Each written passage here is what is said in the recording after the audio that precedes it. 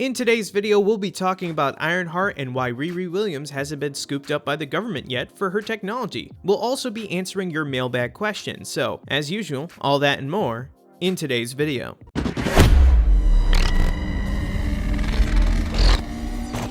So in the newest 3-episode drop of Ironheart, we get reintroduced to Riri Williams' world, seeing her as a student at MIT trying to build her suits that resemble Iron Man's. She's essentially trying to continue Tony Stark's legacy and revolutionize safety. In her own words, she wants to use her suits for emergency services and to help the world become a better place. But because her inventing process tends to be, well, let's just say a little chaotic, and for some other reasons that we won't spoil here, she gets kicked out of MIT. That's got me thinking, why hasn't the US government stepped in to grab this kind of project? During the episode, we can see that the suit can fly and that it's equipped with an integrated AI, and it looks like MIT had full knowledge of the suit's capabilities. And not to mention that this isn't the government's first time encountering Riri Williams. Back in Wakanda Forever, the US took her school project of a vibranium detecting machine, and seemingly without her knowledge. So the government clearly knows her name, knows that she's brilliant, and knows that she can deliver. So why not say, hey, you want to build some Iron Man suits for us too? Well, the thing is that Riri doesn't seem like the kind of person who'd ever want her tech to be militarized. Much like Tony Stark in Iron Man 1, she's driven by a sense of purpose and responsibility, not profit or power.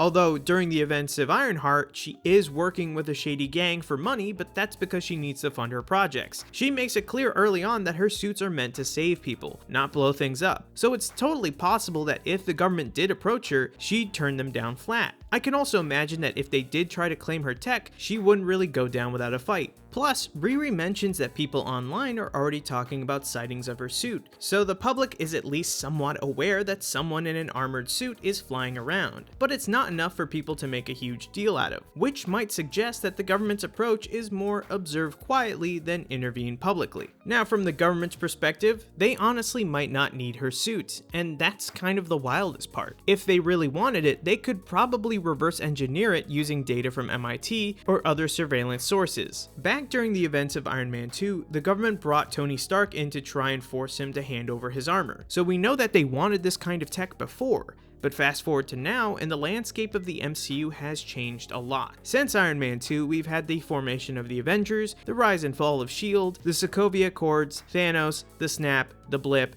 and the world's been through a lot during this time. And during all of that, it's not like the US government was sitting on their hands. They've absolutely been building up their own tech and infrastructure. They got leftover Stark tech, advanced drones, intel from S.W.O.R.D., whatever shady stuff that Val has going on behind the scenes, maybe even a few scraps of Wakandan tech that they left over, trying to mine adamantium, trying to redo the super soldier serum. The list goes on, and I probably missed a few things. Compared to that, one teenage genius with a prototype suit might not even register as a priority. Also, in terms of firepower, they already have War Machine. Rhodey still works for the government and wears one of the most weaponized suits on the planet. Think of the MCU's perspective here. Rhodey is a US Air Force colonel and Tony Stark's trusted friend. He's been in the military for a long time, and he is the point man for their armored tech division for almost a decade. By the time of Iron Man 3, he's even rebranded as the Iron Patriot. Literally the government's American hero in a red, white, and blue suit. War Machine has become the go-to armored Avenger for the Pentagon.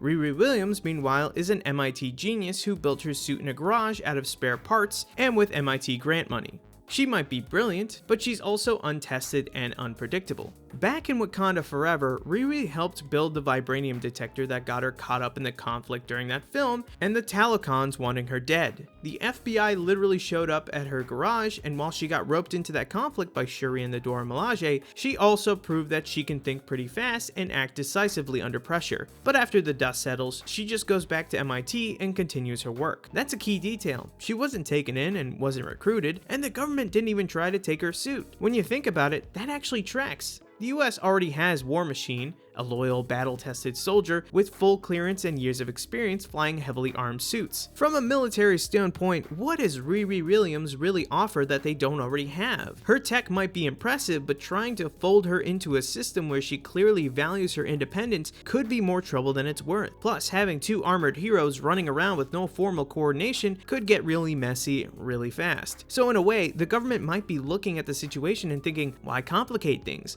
Let Riri keep doing her own thing, and if she steps out of line, then we deal with it. Until then, they already have a perfectly good weaponized suit piloted by someone that they can trust, which says a lot. Not just about how much faith they have in Rhodey, but also about how wary they become of trying to control every new superpowered player that pops up. And let's not forget, around the same time Ironheart is taking place, we know it's set in 2025, shortly after Wakanda Forever, Val is working behind the scenes moving forward with the Sentry Project at this time, literally trying to make their own Superman. So their focus right now isn't on Iron Man style suits, it's on superhumans that they can really control. And with Armor Wars still looming on the horizon, the idea of Iron Man tech being misused or duplicated might be something that Marvel is actually saving for a completely different story. You gotta think of how crazy of a problem that is to have. You can now build basically a copy of Tony Stark's early suits, and everyday people will just look at you like it's not really that impressive. It shows just how jaded everyone in the MCU now is. Back when Iron Man said his iconic line, the world exploded. Governments freaked out, the news couldn't shut up about it, and suddenly the idea of one man flying around in a weaponized metal suit felt like the future. That moment really changed everything, for inside the MCU and technically outside of it. So now, Riri's walking through the streets in a full-on scrapped armor suit. Everyone saw her crash land and no one's batting a freaking eye. Like she's just some cosplayer or tech nerd doing a science fair stunt. No agents tailing her, no helicopters in the sky, not even, hey, what's that from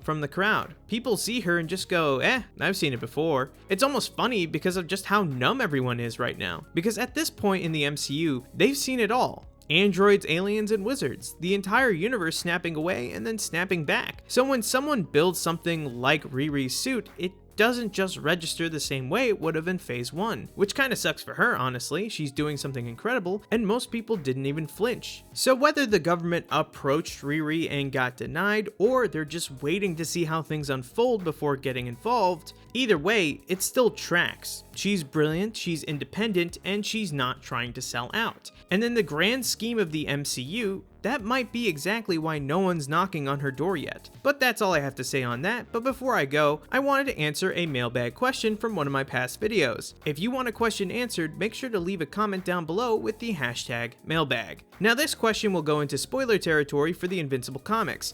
I'm not going to get too much into the weeds here, but for any Invincible show watchers only, please click off now. Okay? You still here?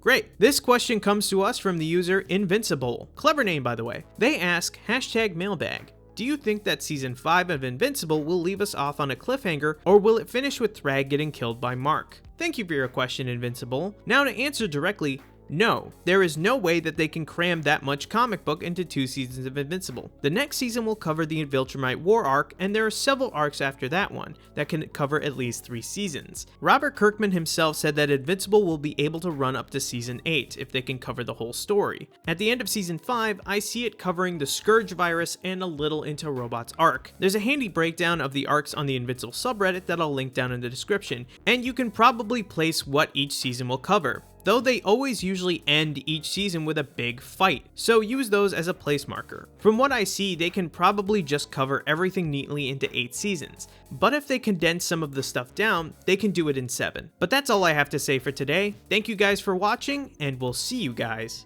next time.